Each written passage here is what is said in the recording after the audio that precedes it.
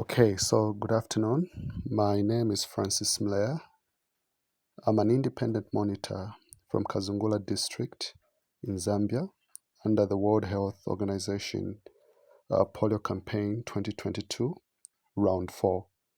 So in this video, I would like to share some knowledge to help those that are using the tool, the ODK tool, for the first time. I understand that some of the people may have already used this and could be very familiar, but there are those of you that may not have already used this tool. So this is the purpose of the video. So I'm going to share some knowledge on how to install the ODK monitoring tool, how to manage your forms, and of course how to enter your data in the forms. I sure do hope that you find this video very helpful. So let's start on how to install the ODK. If you're using an Android phone or maybe a tablet, it should be fairly simple. We just install ODK like we install any other Android app. So you simply come to your Play Store, and at this stage your data must be on so that you can download. You open your Play Store, and then of course you tap on your search button. As you can see, for me, I've searched before, and I just uninstalled just to make this video. So you come on, you type ODK collect. Okay, so I'll just simply tap because I already installed it. So ODK collect, and once you have tapped there, you simply tap again on install the ODK. Just for information, ODK simply stands for Open Data Kit. So you tap on install. At this point, you'll be using your data bundle, and it's very small. It's a very small app and very useful, I must say. So there we go. We have installed it, and then I simply tap on open. Now, when you open, the first time you're using your ODK, this would pop up. And as you can see, this version is 3.6. This is a 2022 version for ODK. So you need to configure the ODK tool with a QR code. Okay.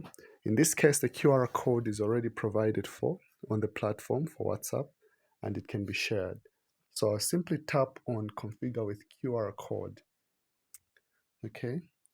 And usually, if you're using the first time, you also allow while using the app. So my QR code is on the PC. So what I want to do at this point is to have the QR code on any other gadget. It can be printed also, perhaps. So you will have to center your camera on the QR code, and then it's just going to pick up automatically. And there we go. So that's how fast it does it. And once you have configured the QR code, this interface will also come up. There's a pink icon there on the top right corner, and you can see the words esurvey.afro.who.int. So this is just all you needed to do to install the ODK tool. But this is not all, because at this point you want to also download the forms. The options that are here, there's fill blank form, but at this point I cannot fill in any blank form, as you can see, because there's nothing available to display. Okay, and I cannot edit, I can't send, I can't view anything. So what I want to do at this point is to come to get the blank form. Okay, I want to put the blank form, so I come to get blank form, I tap on it. So at this point, I'll be connecting to the server. You would have to be a little bit patient, and your data has to be on. But if your internet is very fast and the server is not very busy, Um, Usually this takes much uh, less time.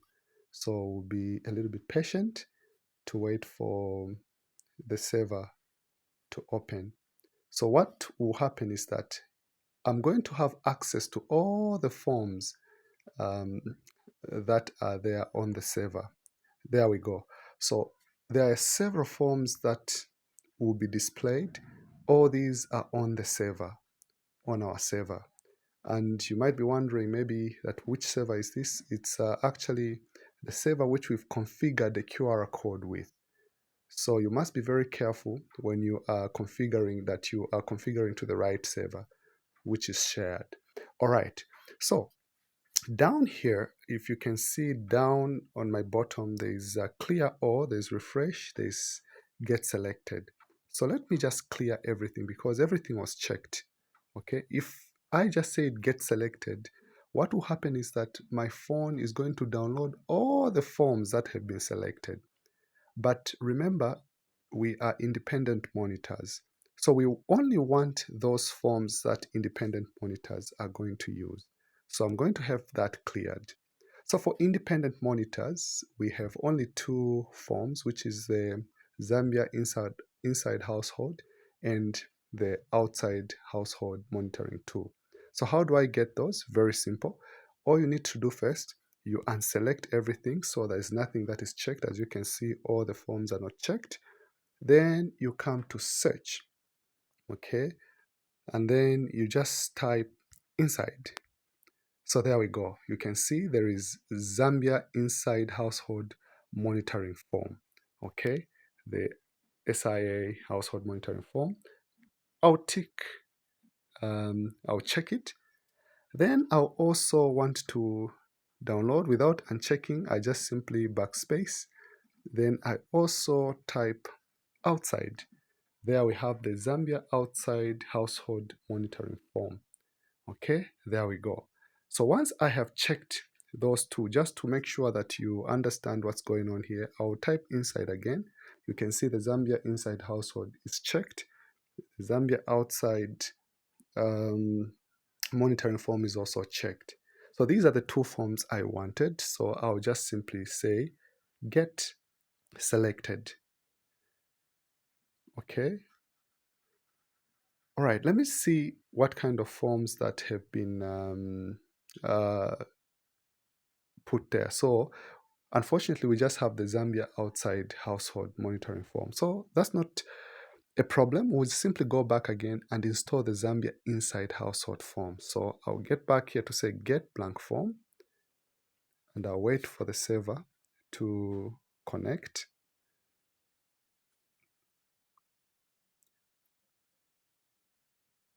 Okay, so this shouldn't take a long time.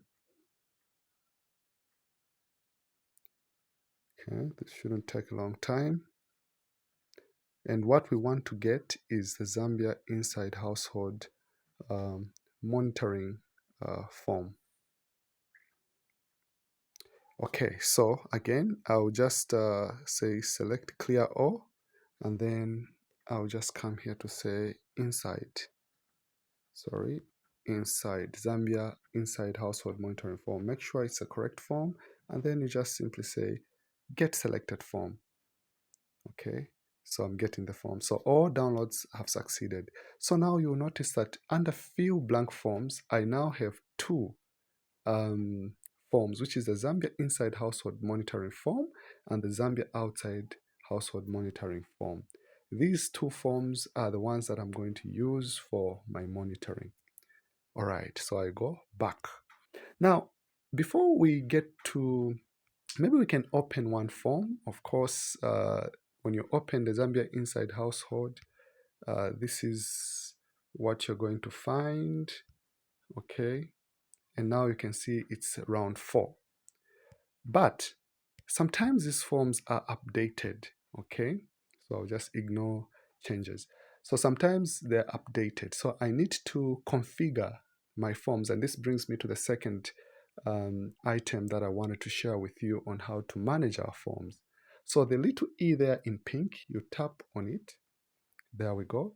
And then we come to settings. Once we come to settings, there are a lot of functions as you can see, but I'm interested in the form management. You tap on it. So here we have a couple of functions that are there, and this is where you need to be extra careful. So the first thing that you want to make sure it is checked is that this box here on automatic download of updated versions of forms is active, is checked. So you make sure that that is checked. Don't leave it like that. Make sure it's checked. Then also you want to instruct the software that it should hide old form versions. You just want to deal with the newest versions of forms, because there could be some urgent information which is needed. So the old versions can be hidden. All right. Then the other functions, I prefer to leave them unchecked, like the delete after send. Sometimes you may, okay, when you've entered your form, if you tap on delete after send, it means that once your form has been sent, it will be deleted from your phone, it will be uploaded to the server. But then there are times when you may want to confirm one or two things. So it's really, there's no point of you deleting that form. So you just leave it unchecked like that. And we also have this very important function here, auto send. Okay. Usually after you've done your form, as you enter your form and then you have saved it, there are times when you can just put automatic sending once the form is done. I'll show you that in a little while on how to do the sending itself. But it's a good thing, and again, it can be a little bit dangerous if you still have to make some alterations. But it's much safer to leave it on auto send so you don't forget to send the forms, because the purpose of monitoring is to give the feedback. So you can see, you can put it off, you can turn it off so that you send it manually, which sometimes I prefer to do, or you simply say you want to send it while you're connected to Wi-Fi or cellular data. So you can come to Wi-Fi or cellular data. That option can also do for people that may forget. So you are safer to leave it there at this moment, unless you're sure you do not want to send some forms until a certain point. So if you put it Wi-Fi or cellular data, it means the moment you just switch on your data and your forms are saved, it means they will go automatically and you cannot reverse that. So it's really up to you to really know what you're doing, but you can put it on auto send. Provided you do the correct thing, you are much safer that way. All right, so the other functions really delete after send. You don't really have to do that. To uncheck that one, you can leave these other forms. These other functions checked. Okay, they don't make much of a difference for now. So these are the important settings that you may need to make sure that they're in place. All right, there we go, back. So this is how we save, how we install the ODK, and also how uh, we manage our forms, meaning how to install the forms that you needed, and also how to change the settings to configure manage your settings for the forms. So this is just about it.